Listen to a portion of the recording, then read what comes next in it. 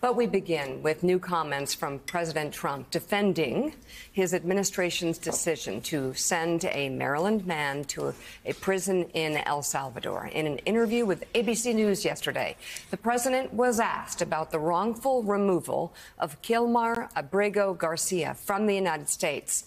The president denied any mistake was made and dodged questions about following the Supreme Court's order to facilitate his return. Well, the lawyer that said it was a mistake was here a long time, was not appointed by us, should not have said that, And just so you understand, the person that you're talking about, you're making this person sound, this is a MS-13 gang member, a tough cookie, been in lots of skirmishes, beat the hell out of his wife, and the wife was petrified to even talk about him, okay? This is not an innocent, wonderful gentleman from Maryland. I'm not saying he's a good guy. It's about the rule of law. The order from the Supreme Court stands, sir. He came into our country illegally. You could get him back. There's a phone on this desk. I could. You could pick it up, and with all the power of the presidency, you could call up the president of El Salvador and say, send him back right now. And if he were the gentleman that you say he is, I would do that. But the court has ordered you to facilitate that. I'm not the one making this decision. We have lawyers that don't want to do this. But the buck stops in this office. No. I follow the law. You want me to follow the law? If I were the president that just wanted to do anything, I'd probably keep him right where he is. The law is saying something different. The president also got into a heated exchange about whether Abrego Garcia is a gang member, claiming Abrego Garcia has the tattoos to prove it. Even the man that you picked out, he said he wasn't a member of a gang.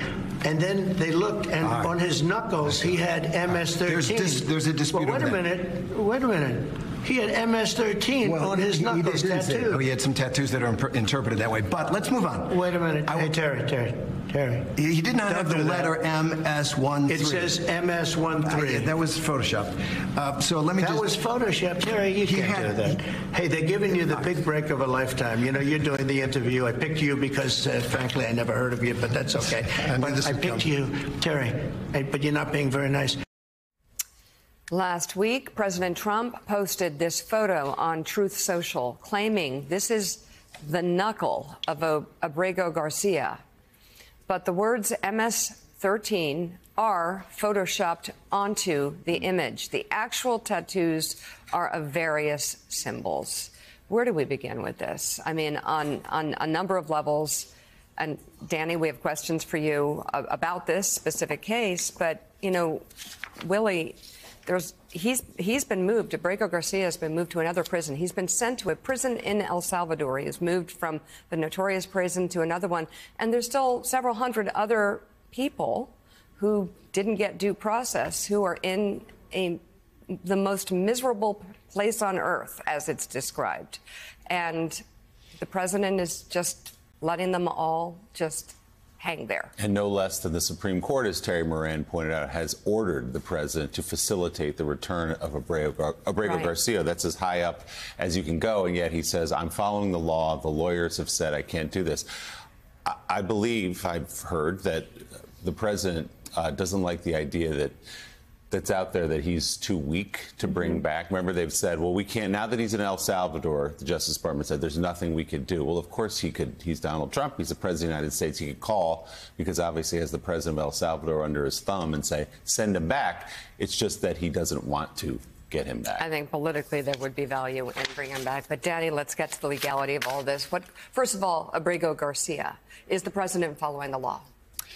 Probably not. And I've been in that camp of not ready to declare constitutional crisis yet. I have been I've been committed to the idea that I'm not ready to say that until and unless the president says, I have an order and I am openly defying it. And after this interview, there's not a lot of wiggle room left for the president, because he said, he conceded in a very smart question and answer designed to get that exact answer. I could pick up the phone and return him right now. The Supreme Court has ordered, more specifically, the Maryland District Court has ordered that the president or the administration facilitate Abrego Garcia's return. But I want to be clear, it's not his return forever and ever, happily ever after. Understood. We need to be realistic about this. If the administration wants to remove Kilmar Abrego Garcia, in the end, the odds are it will be able to. The only thing the Supreme Court and the District Court has ordered is that he be returned as if he was not removed in this improper way. So what the administration could do is just bring him back,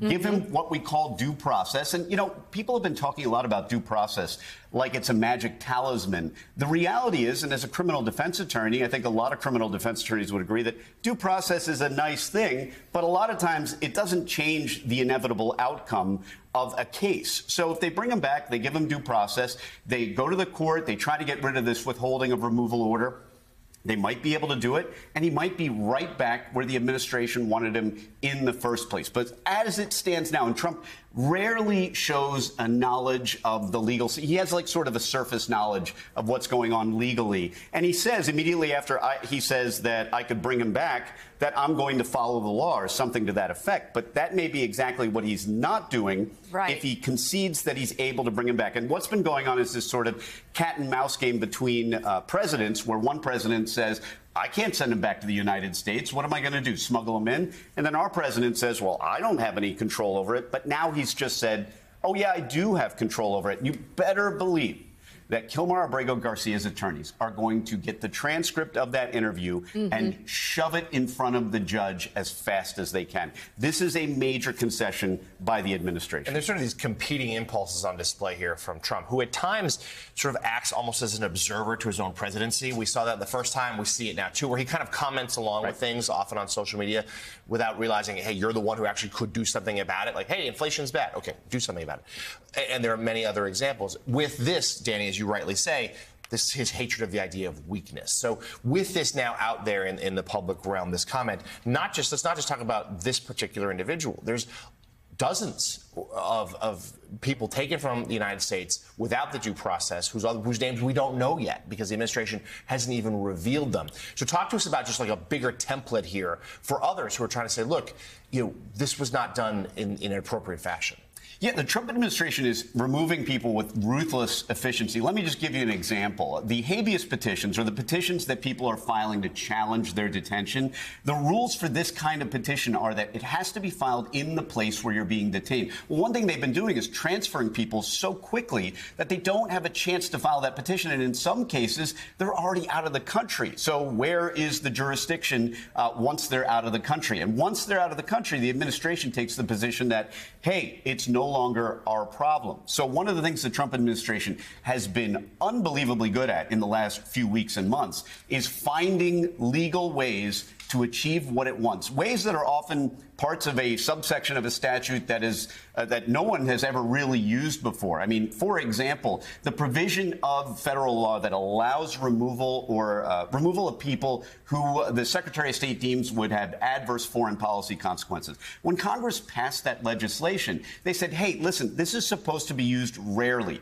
This is not supposed to be used all the time for people that you just don't want in the country. It's for a situation where some foreign visitor is causing a major foreign policy crisis, not just because you don't like the guy or you don't like what he or she is saying. So one of the things the Trump administration is doing very well with ruthless efficiency is finding legal means, or at least a legal basis, to do the things that it wants to do and at least argue that in court. But they may be coming to the end of the road in the Garcia case. And by the way, in a way, it's an unforced error because, as I said before, they could just bring him back, put him through some kind of due process. And if the administration really wants, they probably could get that withholding of removal order overturned and send him back exactly where they want to send him. As Donald Trump conceded, the president saying, of course I can get him back. I'll pick up that phone and make a phone call. David French, you've been writing a lot about the Abrego Garcia case and the absence of due process here.